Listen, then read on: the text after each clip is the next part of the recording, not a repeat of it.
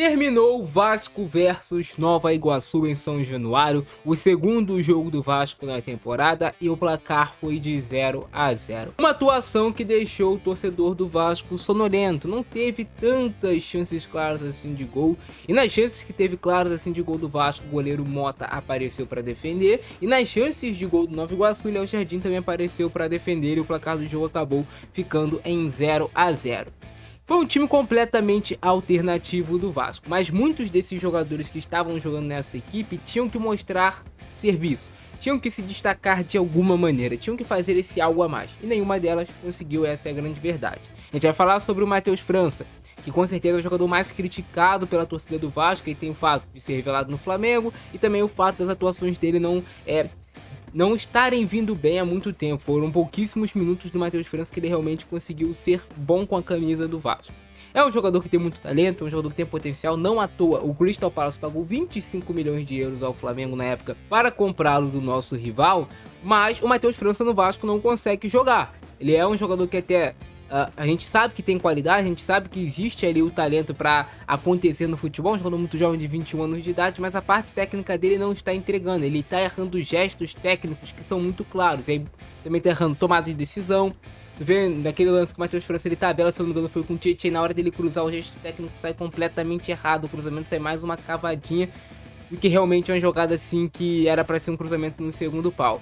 Então é um jogador que tá abaixo, e eu acho que tem muito a ver com a parte psicológica. É um jogador que tá recebendo vaia, tá recebendo cobrança, e isso é claro que é normal do futebol, mas tem jogador que não consegue lidar com isso tão bem. Então eu creio que tem a parte técnica dele que tá abaixo, mas essa pressão que ele vem sofrendo no Vasco, que time grande tem que ter pressão, está fazendo o rendimento dele cair ainda mais. Ele tá sem confiança alguma para atuar.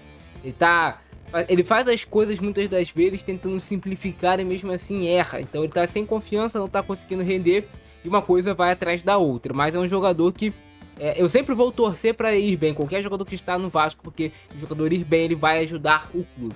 Mas não tá bem, essa é bem verdade. O Garrett teve alguns lances de corte para lá, corte para cá, mas nada efetivo também na partida.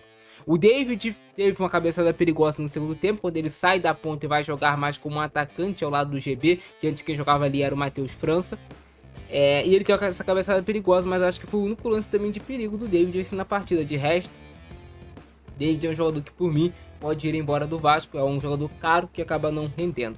E aí eu quero falar sobre os estreantes aqui com vocês, que é o que mais interessa, né? Vou até fazer um vídeo depois específico sobre a estreia do Saldívia, do Rojas.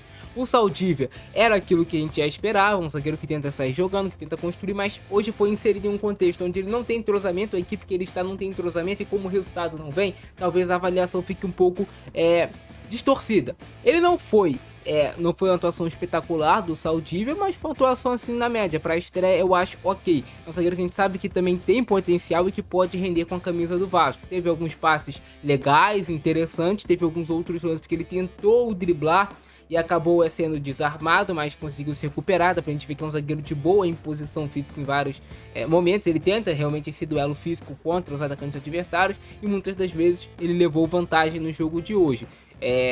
Fala também sobre a estreia do Rojas com vocês, é um jogador que gostei da estreia do Rojas, ele acabou errando ali no final, que ele prendeu demais a bola, tentou passar de 3 adversários, aí realmente não vai acontecer. Acho que ele foi mais jogada no desespero para tentar alçar a bola na área. Mas gostei sim do jogo do Rojas, demonstrou qualidade técnica em alguns momentos, bateu faltas, as bolas paradas, mas a gente precisa de mais minutagem para avaliar esse jogador.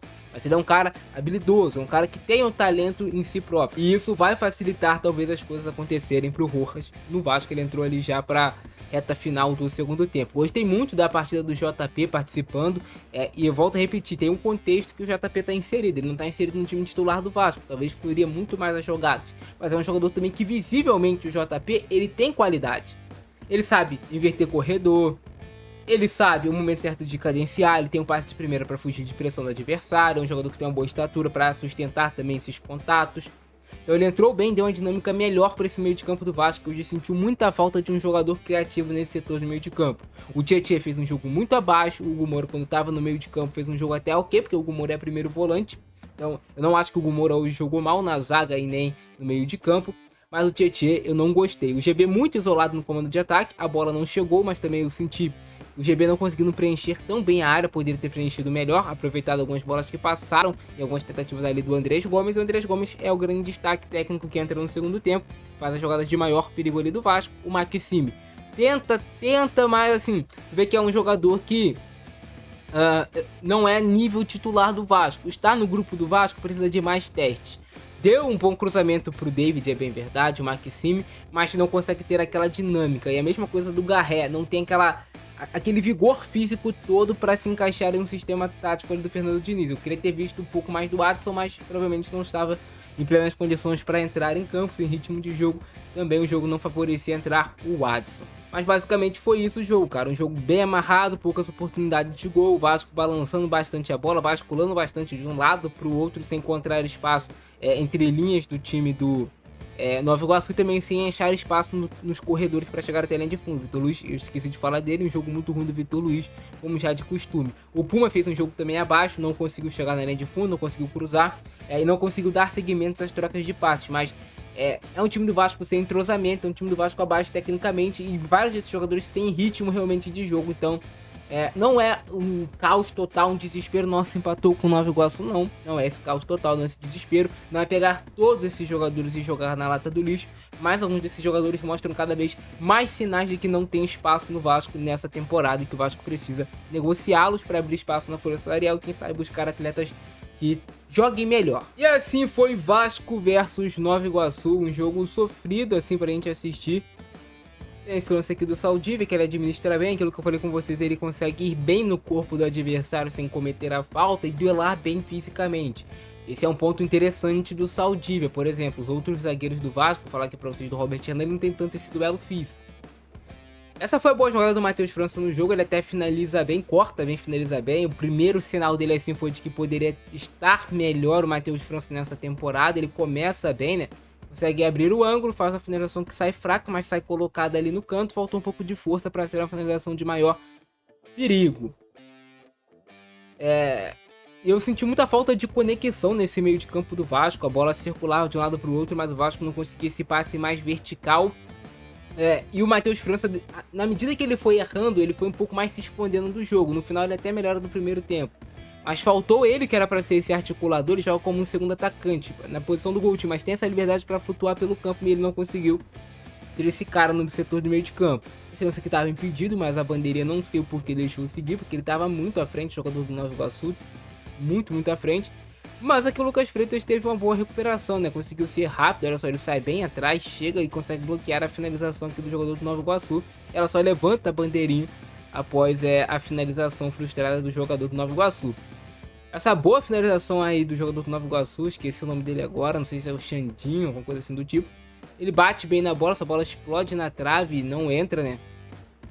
Mas o Vasco precisa consertar o seu sistema defensivo, cara. O Vasco ainda cede muitas oportunidades em vários momentos para adversários assim fracos tecnicamente. E aí vai muito erro de posicionamento, mas muito erro individual dos jogadores do Vasco também. Olha só aí. O Di Maria, né, fazendo esse drible em cima do Tietê. Que partida ruim do Tietê. Como caiu tanto de produção o Tietê, porque ele chega no Vasco, joga bem, não era, nossa, o melhor jogador do Vasco, mas ele funcionava bem e o Tietê não consegue mais ser esse motorzinho, fazer o jogo do Vasco progredir. Aí o Vasco sai jogando errado, cede a oportunidade, de novo vai pro Lucas Cruz, o Di Maria faz uma finalização perigosa para a defesa do Léo Jardim. Então, o Vasco não fez um bom primeiro tempo, assim. A finalização de maior perigo do Vasco da primeira etapa foi aquele chute do Matheus França, o iníciozinho ali ainda do jogo. De resto, depois o Vasco não conseguiu se colocar na partida. O Vasco até tinha posse de bola em vários momentos, mas não conseguia agredir o último terço do Nova Iguaçu. E quando conseguia pisar próximo do último terço, a decisão vinha muito ruim. E aqui o ombro do Lucas Freitas sai do lugar. E eu sei como é essa dor, porque meu ombro também já saiu muitas vezes do lugar. Eu tenho esse problema de nascença do ombro sair do lugar. E é difícil, cara. Depois pra você a dor fica durante dias. É complicado. Bolão aqui do Maxime Domingues pro David. Cabeceia bem. Foi uma boa jogada do Vasco. Muito boa, na verdade. Mas aí o Mota apareceu para defender. Tem o Léo Jardim salvando lá. Tem o Mota salvando cá também. Aí ele faz uma grande defesa. Aqui foi um lance que o Saldívia se equivocou, foi tentar dominar a bola escapuliu um pouco, quicou, ele perdeu o tempo da bola. E aí o jogador do Nova Iguaçu faz a finalização, mas o Hugo Moura conseguiu se recuperar bem e travar a possibilidade aqui do chute do jogador do Nova Iguaçu. Mais uma atrapalhada da zaga do Vasco. O Hugo Moura perde a noção do tempo e espaço, uma bola dividida para o alto. Isso acontece muito no Vasco, assim, de forma inacreditável. O Léo Jardim é obrigado a salvar mais uma vez o Vasco. Tem esse lance aqui que eu não sei, sinceramente, o que o juiz deu nesse lance aqui, porque, cara, não houve nada, não teve falta, não teve toque de mão. O jogo tava correndo normalmente, o juiz marcou falta. Finalização do Andrés Gomes, tentativa dele de bater pro gol. O Mota faz mais uma defesa legal aqui. A bola até foi no meio do gol, mas essa bola aqui é perigosa porque ela começa a descair próxima do travessão. O Vasco... Pô, foi uma das raras vezes que o Vasco conseguiu forçar o Nova Iguaçu ao erro. O Vasco conseguiu encaixar a marcação pressão zonal lá pro lado. Forçou o erro do Nova Iguaçu, a bola caiu no pé do GB. Mas na sequência já o Nova Iguaçu tem essa finalização perigosa no chute do Lucas Cruz.